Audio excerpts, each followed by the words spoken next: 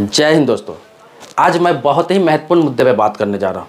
ये इतना महत्वपूर्ण मुद्दा है कि आपके लिए ये जानना बहुत ही ज़रूरी है। आप जानते ही हैं SC ST अत्याचार निवारण कानून, जिसे 2015 में संशोधन किया गया। अब संशोधन क्यों किया गया इसका भी कारण बताऊंगा। मैं ये भी बताऊंगा अभी हाल ही में एक कोर्ट का फैसला आया है और उस फैसले में कोर्ट ने क्या कहा है वो सारा जजमेंट आपको बताऊंगा। हमारे देश में, भारत में ये कानून जब से लागू हुआ तब से आपने देखा होगा कि ज़्यादातर मामलों में ये जो SC ST एक्ट जो लगवाया जाता है या फिर SC ST एक्ट के तहत केस किया जाता है, ज़्यादातर मामलों में मैं आपको बता दूं, आपसी दुश्मनी के कारण, नाला के लड़ाई के कारण, बिजनेस में लड़ाई के कारण, ज़मीन के लड़ाई के कारण या फिर किसी अन्य वजह से लड़ाई का कारण, किसी कारण से किसी के साथ दुश्मनी है, अगर वो SC ST में आता है, दलित महादलित में आता है, तो वो करता क्या है, अगले पे SC ST एक्ट लगवा देता है। चाहे वो OBC हो, चाहे वो मुस्लिम हो, चाहे वो ब्राह्मण हो, चाहे वो जनरल कास्ट का हो, मतलब वो SC ST से ऊपर किसी भी कैटेगरी में आता है उस पर SC ST एक्ट लगवा दिया जाता है। मैं ये नहीं कह रहा हूँ कि सारे केसेस इसमें गलत होते हैं, लेकिन ज़्यादातर मामलों में इसका दुरुपयोग किया जाता है। ये कोर्ट ने भी माना है। ये जो बातें बता रहा हूँ, ये वीडियो बना रहा हूँ, ये सभी के हित में है। चाहे वो SC ST हो, चाहे OBC हो, चाहे माइनॉरिटी हो या फिर जनरल कैटेगरी के हो, ये सभी के हित में है कि इसका दुरुपयोग ना हो। इसीलिए कोर्ट ने क्या फैसला दिया है मैं आपको बता दूं कि एक मामला है जिसमें हुआ क्या था कि उस व्यक्ति को, किसी जनरल कैटेगरी के व्यक्ति ने उस SC ST व्यक्ति को गाली दिया था।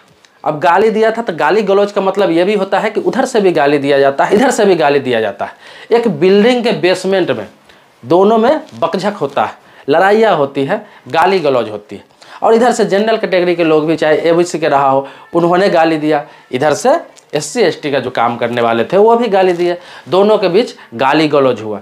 अब हुआ क्या कि इस गाली गलौज को उसने SC ST एक्ट के तहत मुकदमा दर्ज करा दिया। कौन? जो SC ST के थे उन्होंने मुकदमा दर्ज करा दिया उस पर कि मुझे जाति सूचक शब्द का इस्तेमाल करके गाली दिया गया, मुझे अपमान किया गया।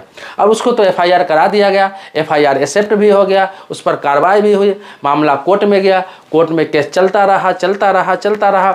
लास्ट में जब जज ने सारे गवाहों को गुजरने के बाद सारे उसके आरोप पत्र देखे तो उसमें पता ये चला कि ये जो गाली गलौज हुआ है दोनों के बीच में, जो आरोप लगाया गया है, चाहे वो जाति सूचक शब्द कहा गया हो, चाहे गाली दिया गया हो, कारण जो भी रहा हो, वो एक बिल्डिंग के, एक इमारत के बेसमेंट में ये मामला हुआ, जो सार्वजनिक स्थल नहीं माना जा सकता है। जबकि कानून के तहत SC ST एक्ट अत्याचार निवारण संशोधन अधिनियम 2015 के अनुसार सार्वजनिक स्थल पर अगर आपको अपमानित किया जाता है, जाति सूचक शब्द कहा जाता है, आपको गाली दिया जाता है, तब इस एक्ट का उपयोग वहाँ पे किया जा सकता है, इस एक्ट के तहत सजा दिया जा सकता है।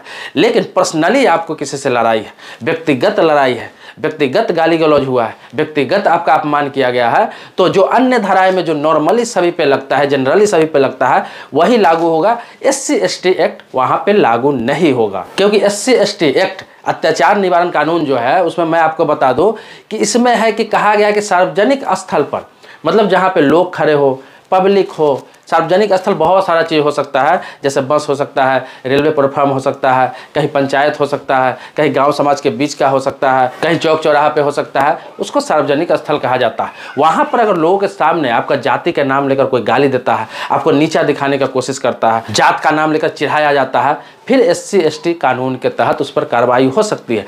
लेकिन अगर छोटा मोटा उससे झगड़ा हो रहा है, मारपीट हो गया, जमीन जायदाद का लड़ाई है, बिजनेस का लड़ाई है, कोई दूसरी लड़ाई है, बच्चों की लड़ाई है, अभी आमतौर पर देखा गया है ऐसी बातों में लोग SC ST एक्ट लगवा देते हैं उससे दुश्मनी निकालने के लिए। ये गलत है। मैं किसी के पक्ष में नहीं बोल रहा हूँ, ना ही मैं किसी के विरोध में बोल रहा हूँ।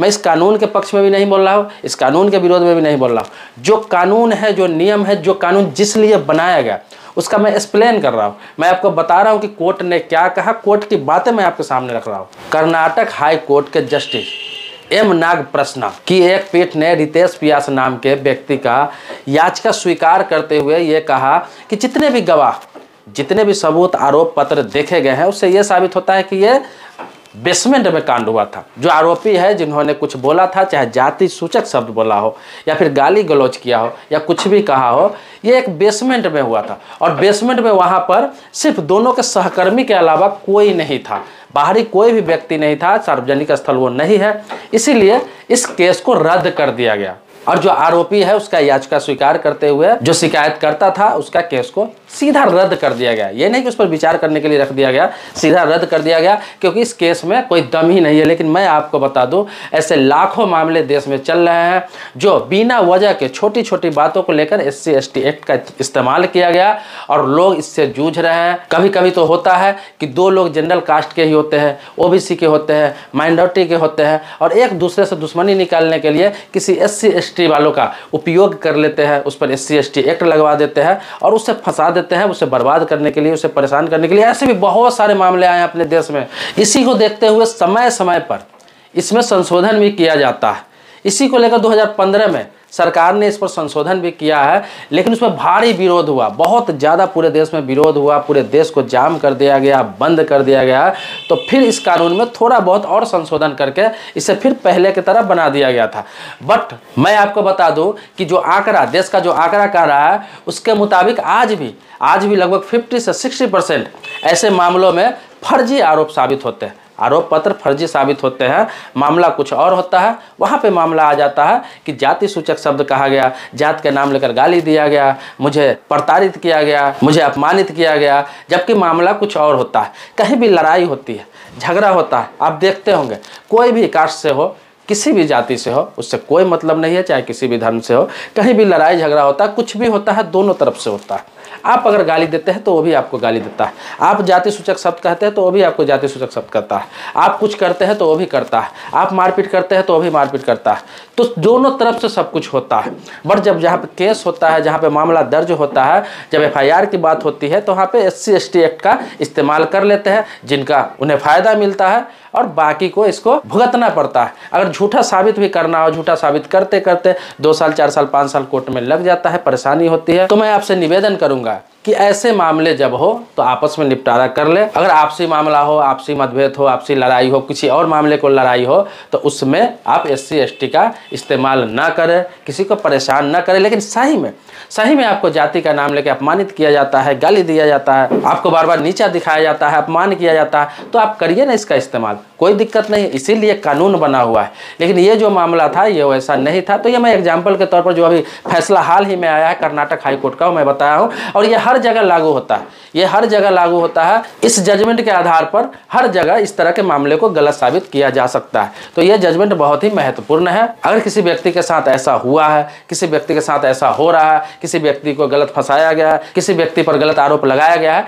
तो आप इस जजमेंट के आधार पर आप उसका इस्तेमाल करके आप बच सकते हैं या फिर अपना जजमेंट फिर ले सकते हैं। तो ये जो मैं आपको बता दूं, ये जो जजमेंट आया है वो 24/6/2022 को आया है, 24 जून 2022 को आया है। आप उस जजमेंट को आप गूगल से भी निकाल सकते हैं या फिर कर्नाटक हाई कोर्ट के साइट पे भी जाके निकाल सकते हैं। तो दोस्तों, इसी तरह का महत्वपूर्ण जजमेंट हो, कोई जानकारी हो, कोई अपडेट हो, तो मैं आपको देता रहता हूँ, देता रहूँगा। इसके अलावा किसी भी तरह की आपको जानकारी चाहिए, चाहे वो कानून से संबंधित हो, बैंकिंग से संबंधित हो, इंश्योरेंस से संबंधित हो, पोस्ट ऑफिस से संबंधित हो, रेलवे से संबंधित हो, इस तरह की कोई भी जानकारी आपको चाहिए तो आप कमेंट बॉक्स में लिखेंगे।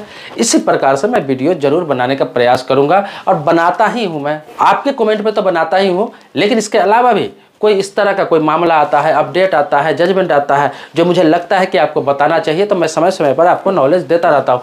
तब मेरे चैनल को आपने सब्सक्राइब नहीं अगर कर रखा है तो सब्सक्राइब कर ले, बगल में बेल घंटी अभी दबा ले, लेकिन सब्सक्राइब आपने कर रखा है तो इसी तरह से आपको जानकारी मिलती रहेगी। आपका आभारी रहूँगा कि मैं कम से कम आपको जागरूक कर पा रहा हूँ। मिलते हैं नेक्स्ट वीडियो में जो आप ही के मुद्दे पर होगा। तब तक के लिए शुक्रिया, धन्यवाद, जय हिंद दोस्तों।